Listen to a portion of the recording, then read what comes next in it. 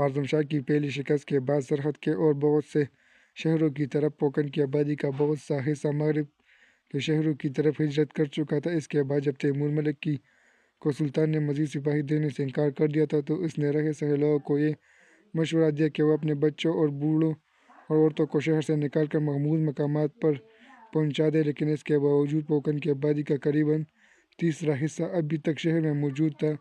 بعض لوگوں کا خیال تھا کہ خوارزم شاہ کی شکست کا باعث اس کی فوج کی کمزوری کی بجائے پہاڑی علاقے کے نشیب و فراز سے ناواقفیت تھی، اور تاتاری اپنی فتح کے باوجود پوکن کی طرف بڑھنا پسند نہیں کریں گے۔ لیکن تاتاریوں کے سرحد عبور کرنے کی خبر سے شہر کے لوگوں میں افراتفری پھیل گئی اور وہ اپنی عورتوں اور بچوں کو ساتھ لے کر برفباری کے طوفان کے باوجود ادھر ادھر بھاگنے لگے۔ تیمور ملک کی فوج نے آس پاس کی پہاڑیوں میں مورچے بنا کر تاتاری فوج کے ہراول دستے کو 3 دن تک پوکن سے دور رکھا۔ حملہ آور تاتاریوں کی تعداد میں آئے دن اضافہ ہو رہا تھا۔ ان 3 دنوں کے معرکوں میں تیمور ملک کے جان بازوں نے جان توڑ حملوں سے کئی دفعہ تاتاریوں کو پیچھے دھکیلا، لیکن ان کی کثرت کے سامنے اس کی کوئی پیش نہ گئی۔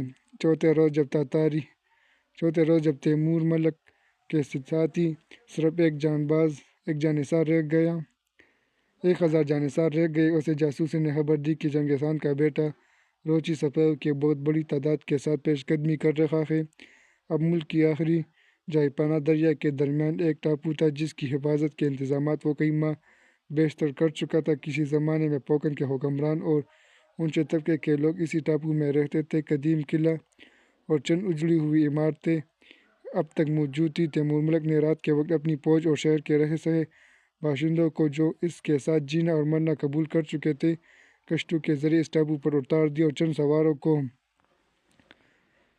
خوارزم کے پاس کمک بھیجنے کی آخری درخواست کے ساتھ روانہ کر دیا۔ ٹاپو کے قریب دریا کا پاٹ اس قدر چوڑا تھا کہ دونوں کناروں سے حملہ آوروں کی کمان سے نکلے ہوئے تیر مشکل سے یہاں تک پہنچ سکتے تھے، اور تیمور ملک نے چند ماہ کے لیے سامان رسد بھی اس ٹاپو پر جمع کر رکھا تھا۔ روچی نے محسوس کرتے ہوئے کہ یہ ٹاپو جل فتح نہیں ہو سکے گا، یہ مہم نے ایک نائب کے سپرد کر دی اور آدھی فوج اس کی قیادت میں دے کر خود باقی فوج کے ساتھ جنوب مغرب کا رخ کیا۔ تاتاری قریب اور جوار کی تمام آبادیوں کے باشندوں کو بھیڑ بکریوں کی طرح بہانگ کر لے آئے اور انہیں دریا کے کنارے سے ٹاپو کے سرے تک پتھروں سے راستہ بنانے کے کام پر لگا دیا۔ ہزاروں بچے، بوڑھے، عورتیں اور مرد تاتاریوں کی ننگی تلواروں کے پہرے میں پتھر اٹھا کر لاتے اور دریا میں پھینک دیتے۔ دریا کے کناروں سے پتھروں کا ایک راستہ آہستہ آہستہ ٹاپو کی طرف بڑھنے لگا۔ تیمور ملک نے اس خطرے کو فوراً محسوس کیا۔ اس نے چند بڑی بڑی کشتیوں کے گرد لکڑی کے تختوں کے مورچے بنوائے اور ان کے اندر اپنے بہترین تیرانداز بٹھا کر کنارے پر جمع ہونے والے تاتاریوں پر حملے شروع کر دیے۔ ان حملوں سے شروع میں تاتاریوں کا بہت نقصان ہوا۔ بعض اوقات ان کے خوف سے راستے کی تعمیر کے لیے پتھر اٹھانے والے لوگ تاتاریوں کو کشتیوں پر حملہ کرنے والوں کی طرف متوجہ پا کر اچانک ان پر پتھروں کی بارش شروع کر دیتے اور اس کے بعد زندگی اور موت سے بے پرواہ ہو کر دریا میں چھلانگیں لگاتے۔ کسی کی جان حملہ آوروں کی کشتیوں کے باعث بچ جاتی اور کوئی تیر کر جزیرے تک جا پہنچتا، لیکن اکثر دریا کی موجوں یا تاتاریوں کے تیروں کا شکار ہو جاتے۔ ان مشکلات پر قابو پانے کے لیے تاتاری کشتیوں کے خلاف منجنیق کا استعمال کرنے لگے، جن سے پتھر کی بجائے وہ کھولتے ہوئے تیل یا جلتی ہوئی گندھک کی ہانڈیاں پھینکتے اور کشتیوں کو آگ لگا دیتے۔ تیمور ملک نے اس نئے حربے کا مقابلہ کرنے کے لیے کشتیوں پر چھتیں ڈلوا دیں اور ان کے اوپر مٹی کا پلستر کرا دیا اور اندر بیٹھنے والے تیراندازوں کے لیے چھوٹے چھوٹے سوراخ چھوڑ دیے۔ لیکن مدافعت کی ان تمام کوششوں کے باوجود تاتاریوں کی بے شمار فوج کے سامنے تیمور ملک کی کوئی پیش قدمی پیش نہ گئی اور دریا کے کنارے سے ٹاپو کی طرف راستہ بڑھتا گیا۔ علاء الدین محمد خوارزم شاہ تاتاریوں سے پہلی شکست کے بعد اس قدر بدل ہو چکا تھا کہ اس نے تیمور ملک کے متعدد پیغامات کے باوجود کوئی کمک نہ بھیجی، بلکہ اسے یہ حکم دیا کہ وہ ٹاپو کی مدافعت کا خیال چھوڑ کر اس سے آ ملے۔ لیکن تیمور کی غیرت نے اسے اپنے ساتھیوں کو مصیبت میں چھوڑنا گوارا نہ کیا۔ جب راستہ ٹاپو کے اس قدر قریب پہنچ گیا کہ تاتاری ٹاپو کے مورچوں پر منجنیق سے پتھر اور آتش گیر مادہ پھینک سکتے تھے تو تیمور ملک کے لیے ٹاپو خالی کرنے کے سوا کوئی چارہ نہ رہا۔ ایک شام تیمور ملک نے اپنے ساتھیوں کو جزیرہ خالی کرنے کی تیاری کا حکم دیا۔ رات کے وقت آسمان پر بادل چھا رہے تھے۔ تیمور ملک کے تمام ساتھی کشتیوں کے بیڑے پر سوار ہو کر زیادہ دور نہیں گئے تھے کہ بارش شروع ہو گئی۔ تیمور ملک نے بادلوں کے باعث رات کی بڑھتی ہوئی تاریکی کو اپنے لیے تائید غیبی سمجھا تھا، لیکن بارش ہونے کے بعد جب بجلی بھی چمکنے لگی تو اسے خدشہ ہونے لگا کہ اگر کنارے کی چوکیوں کے تاتاریوں باخبر ہو گئے تو اسے بہت بڑی تباہی کا سامنا کرنا پڑے گا۔ آدھی رات کے بعد اسے معلوم ہوا کہ اس کا خدشہ غلط نہ تھا۔ بجلی کی چمک میں اسے دونوں کناروں پر تاتاری سواروں کے دستے دکھائی دیے۔ تھوڑی دور آگے جا کر ان کے ہمراہ سپاہیوں کی ایک اچھی خاصی تعداد دکھائی دی۔ تیمور ملک کی کشتی پر اس کی فوج کے چیدہ افسر سوار تھے۔ اس نے ان کا مشورہ طلب کیا۔ سب کی متفقہ رائے یہ تھی کہ گھنے جنگل میں پہنچ کر کشتیاں کنارے لگا دی جائیں۔ تاریکی میں اگر تاتاریوں سے مقابلہ ہوا بھی تو بعض آدمیوں کو چھپ کر ادھر ادھر بھاگ جانے کا موقع مل جائے گا۔ تیمور ملک نے سب کی رائے سننے کے بعد کہا، طاہر اب تک خاموش ہے، میں اس کی رائے بھی سننا چاہتا ہوں۔ کشتی کے کونے سے جواب ملا، میرے خیال میں ہمارے دو ہی راستے ہیں۔ پہلا یہ کہ ہم کنارے پر کسی جگہ پاؤں جما کر آخری دم تک لڑیں، جنگ ہو یا میدان۔ یہ تمام علاقہ تاتاریوں سے پٹا پڑا ہے اور ہمارے لیے بھاگنے کے راستے بہت کم ہوں گے۔ ایسی صورت میں اگر ایک جان کے بدلے دو نہیں تو ایک جان لینے کا قائل ہوں۔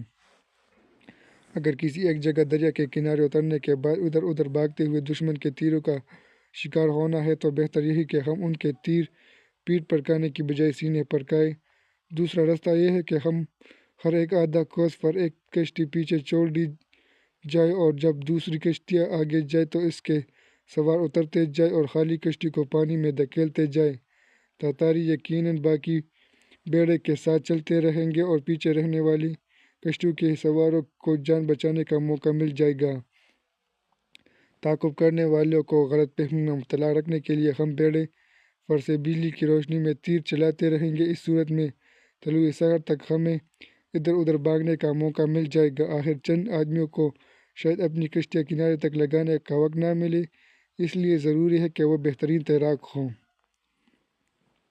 طاہر کی دوسری تجویز کے ساتھ سب نے اتفاق کیا، لیکن تیمور ملک نے یہ خدشہ ظاہر کیا کہ خالی کشتیاں جب دریا میں دھکیلی جائیں تو ممکن نہیں کہ وہ باقی بیڑے کی طرح منجدار میں چلتی رہیں۔ بیڑے کی تعداد برقرار رکھنے کے لیے اسے بیڑے کے ساتھ شامل کرنا ضروری ہے۔ اس مقصد کے لیے باقی بیڑے کی رفتار کم کی جا سکتی ہے، لیکن یہ بھی ضروری ہے کہ وہ کنارے سے دور رہے اور کشتی خالی ہونے کی صورت میں یہ دونوں باتیں مشکل ہیں۔ تھوڑی دیر بحث کے بعد یہ طے ہوا کہ ہر کشتی پر ایک رضاکار ایسا ہو جسے تیرنا آتا ہو اور جو سواریوں کو کنارے پر اتار کر خالی کشتی لے آئے۔ بارش تھم چکی تھی۔ بادلوں کی پھٹی ہوئی سیاہ چادر میں سے کہیں کہیں ستارے جھانک رہے تھے۔ گھنے جنگل میں پہنچ کر پہلی کشتی کو پیچھے چھوڑ دیا گیا اور تھوڑی دیر کے بعد جب کشتی اپنی سواریوں کو کنارے پر چھوڑ کر بیڑے سے حامل اور اس میں سوار ہونے والے رضاکار نے اپنے ساتھیوں کے بچ نکلنے کا یقین دلایا تو دوسری کشتی پیچھے چھوڑ دی گئی۔ رات کے آخری پہر بیڑے کی کشتیوں پر صرف 30 رضاکار سوار تھے اور باقی کنارے پر اتر چکے تھے۔ کناروں پر تعاقب کرنے والے تاتاری سواروں کے گھوڑوں کی ٹاپوں کی آواز بدستور آ رہی تھی۔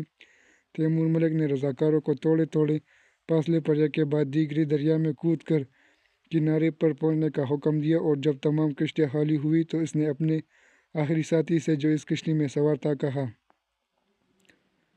طاہر اب وقت ضائع نہ کرو، کشتیاں منتشر ہو رہی ہیں، ان میں سے کوئی کنارے جا لگی تو تاتاری باخبر ہو جائیں گے، اب جلدی کرو، اگر تم تیرنا نہیں جانتے تو ایک کشتی کنارے پر لگا لو۔ طاہر نے جواب دیا، میں تیرنا جانتا ہوں لیکن آپ؟ تیمور ملک نے مغموم آواز میں کہا، مجھے ڈوبتے ہوئے جہاز کے ملا کا فرض ادا کرنے دو، جب تم کنارے پر جاؤ گے تو میں بھی اپنی جان بچانے کی کوشش کروں گا۔